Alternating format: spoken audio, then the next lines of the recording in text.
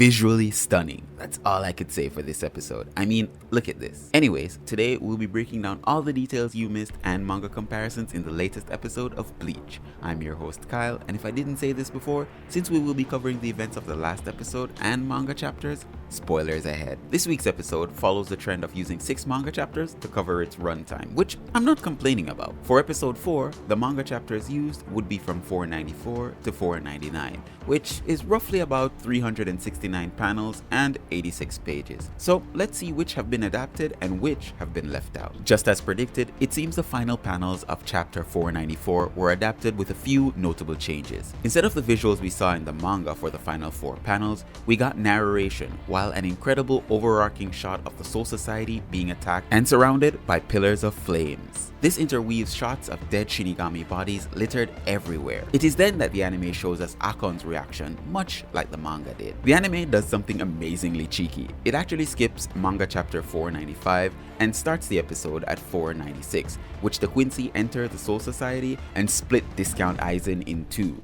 This would be the start of the episode, titled Kill the Shadow, same as its manga chapter. It is at this point that we return to manga chapter 495, when the Hell Butterfly now tells Rose of Kira's death and he confronts Nana about this very thing. And pretty much they follow the same conversation as in the manga. We then switch over to Stern Ritter F, now mercilessly killing Soul Reapers before Renji shows up to save the day, and then over to Stern Ritter E and her confrontation with Saji. Now we see the matchups for the other captains. And we then head back over to Renji and his fight, and another Stern Ritter shows up before Byakuya steals the show. When he says, "Slice them down," this would be the end of manga chapter 495. Now the anime shows us some exclusive scenes with Mayuri doing some research in his private lab. If you didn't notice, that's Chojuro Zanpakuto on his screen. Mayuri seems to be running a test to see maybe if the Bankai was present, but the test seems to have come up negative.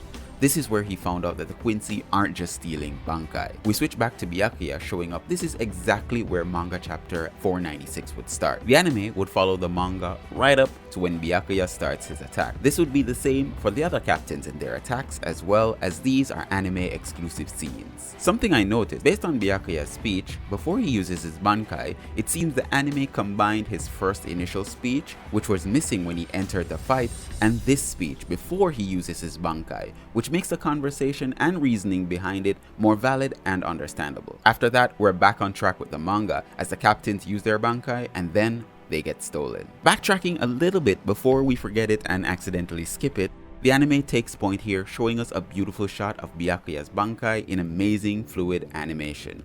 Absolutely perfect. Now anyways, manga chapter 496 would end here, and so the episode would intercut as well. We pick up where 497 would start, with everyone's shocked expressions, and Toshiro ordering Matsumoto to let everyone know what happened. Did Matsumoto's hair color change? In the anime, some of the captains and the Stern Ritter's reactions were removed, and then it leads up to the Captain Commander's own reaction. There is a slight change, as in the manga it shows the Captain Commander heading off to battle, but in the anime, he just stood there, overlooking the battlefield, which shows how grave the situation has become. The anime pretty much follows the manga right after this, leading up to Mayuri heading to battle. This is where Shunsui's voiceover would come in, of him provoking his Stern Ritter, and it would end with him getting a point-blank shot to the face, taking one of his eyes out. But the one thing that was removed from the anime was a scene where Shino cried over the dead body of Discount Aizen, and the Quincy King speaking directly to his Stern Ritter. So we head on over to our friends Renji and Byakuya,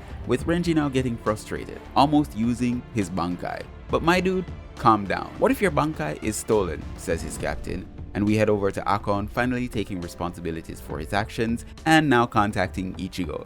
This is where manga chapter 497 would end, and when they locate him would be the start of 498. Of course, the anime skipped out the search for him, and we would just pick up where Kisuke answered the phone. When Akon had been put through to Kisuke, he had lost his cool a bit, but this gag was removed from the anime. There are a few panels missing once more, with Akon's inner dialogue and the shock of the research and development team finding out that Ichigo and the Quincy are in Hueco Mundo. We do get some short anime-only scenes with Kyuge struggling against Ichigo. Anyways, during their fight, the manga actually had more inner dialogue for Kyuge as he goes over his own power and how how Ichigo shouldn't be able to defeat him. He also said a lot about blood, which I'll probably include in this video. Ichigo taunts Kyuge until he breaks. This is where Kisuke would shoot him in the chest. Once the portal opens up, this is where manga chapter 498 would end, and when Ichigo enters is where 499 would begin. The anime then follows the manga right up to where Kisuke asks for Kyuge's medallion. Then we switch over to Ichigo trying to understand the situation as Akon explains it to him over the phone.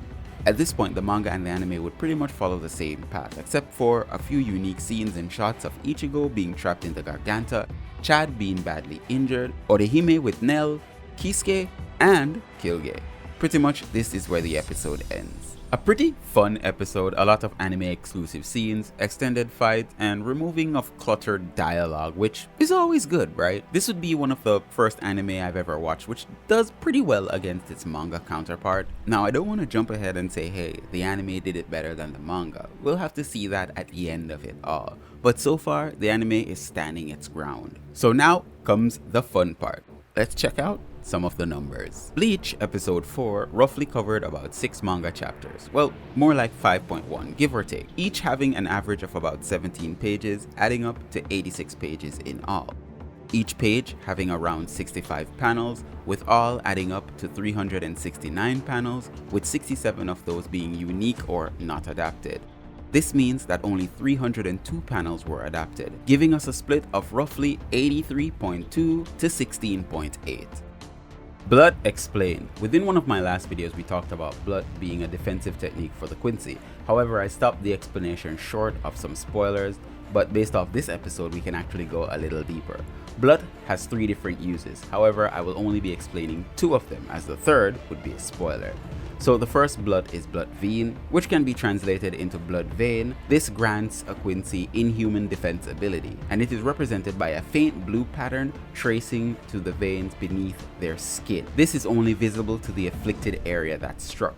Additionally, blood vein can be used to aid the user against a critical wound, which should have been fatal. This is why we actually see Kyuge stand after Kisuke's attack. He was able to seal his wound. The second side of blood is called blood artery, which can be translated into blood artery. This is the ability that grants the Quincy inhuman power, hence why it's so easy for a Quincy to kill a normal Soul Reaper with such ease. Blood vein and blood artery cannot be employed simultaneously. The acquisition of blood depends on the blood of the Quincy. Pure-blooded Quincy are able to obtain it naturally, while mixed-blooded ones can get it through training. This is achieved by making reishi flow directly into their blood vein. Users of this technique can drastically increase their attack and defense power to inhuman levels, of course. Took a little longer to get these videos out due to work being incredibly high. So for now, what I'll do is I'll probably combine both the Bleach review and this video, the manga comparisons, into one video, but still make it as to the point as possible. Let me know in the comments if just a slightly longer video. Leave your like on the way out, and hey, consider subscribing. If you do, I might just share my Quincy powers with you. Who knows? Thanks again for joining me, and peace out, V Nation. Stay safe out there.